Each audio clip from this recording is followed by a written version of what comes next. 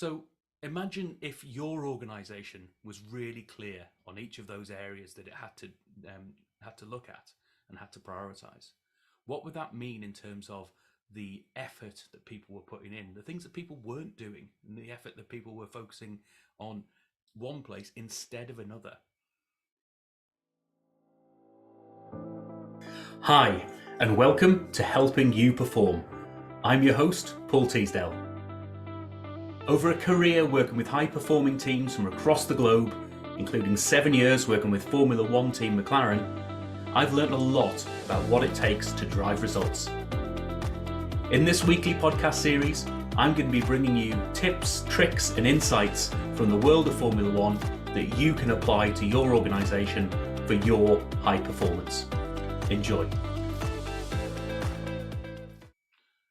Hi, and welcome to episode 5 of the Helping You Perform podcast, where I'm bringing these tips, tricks, and insights from the world of Formula One to help you apply to your organisation for your own performance. In episode 4, we covered the R of the Rapid Performance Framework, R for results. And we started talking about why it's critical to understand the what and the how of your results. If you haven't listened to it, go back to that because it gives you a nice starting point for today's session, which is A for action.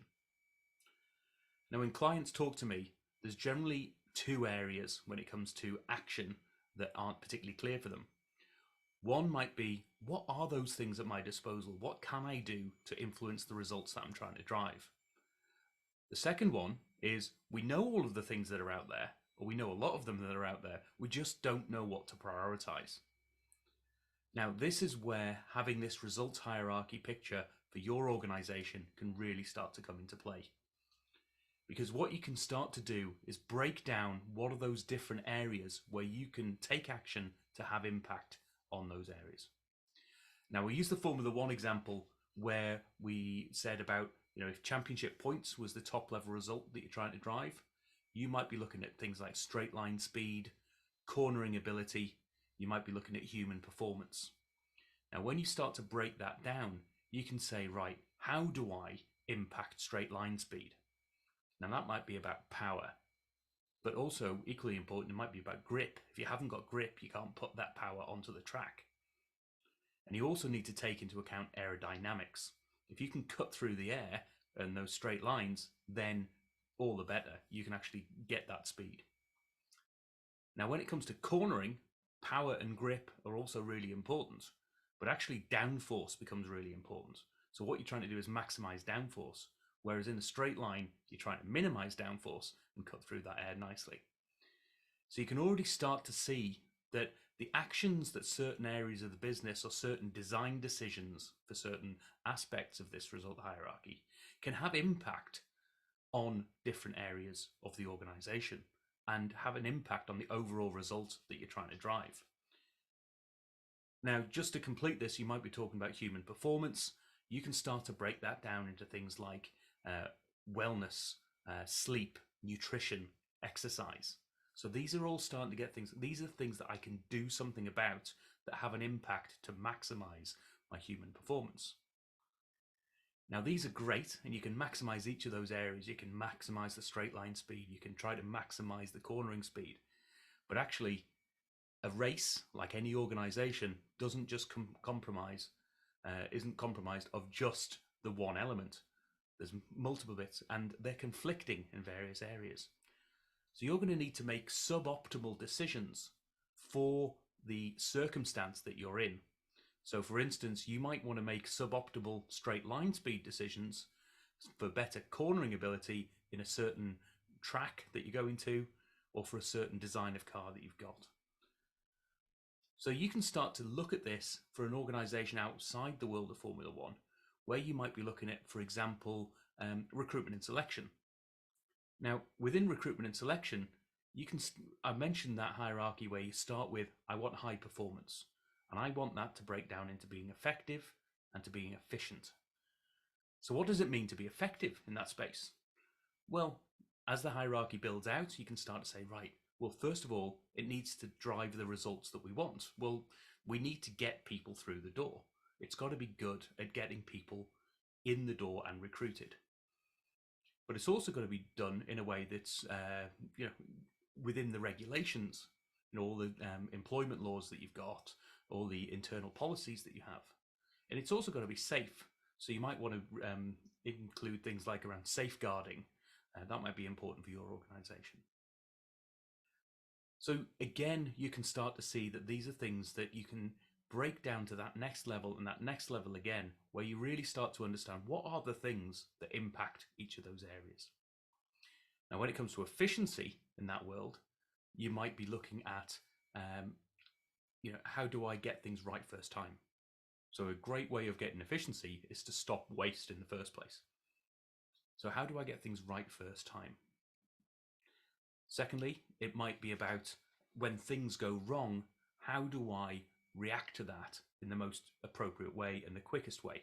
So if I've got a recruitment problem, how do I get conflict resolution or resolution of any sort of support request? How do I get that happening in a really quick way?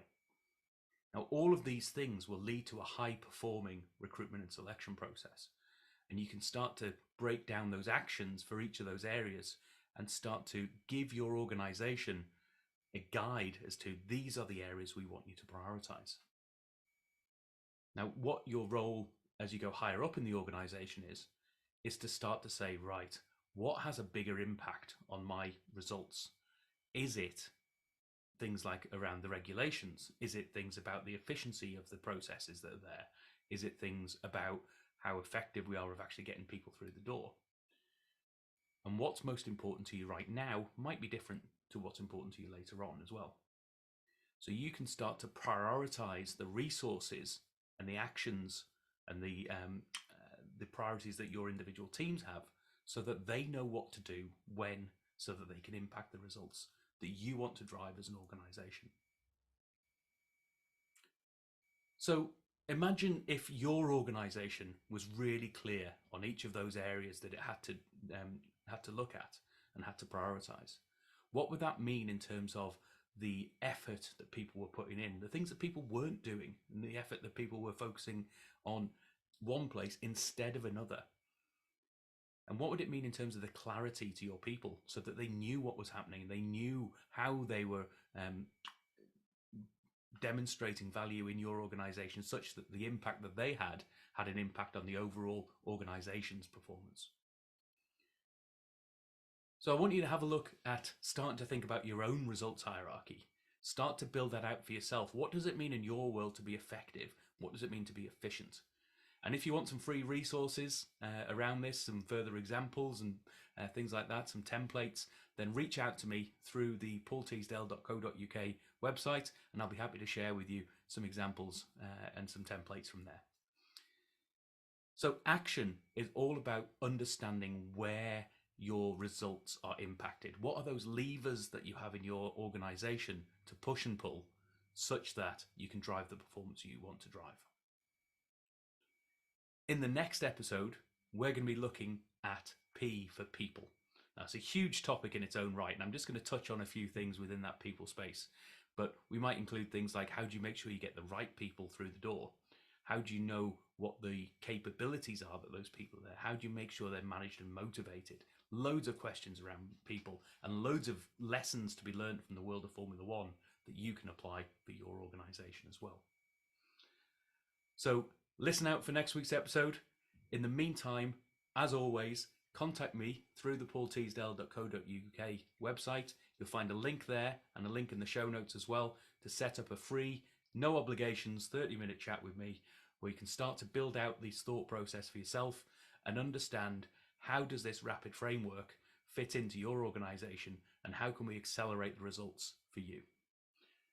See you in the next episode. Thank you for listening to this episode of the Helping You Perform podcast. If you found value in this episode, please take a moment to like, share, or review the podcast. You can reach out to me at any time, either through LinkedIn or through my website at www.paulteasdale.co.uk. I look forward to speaking to you in the next episode.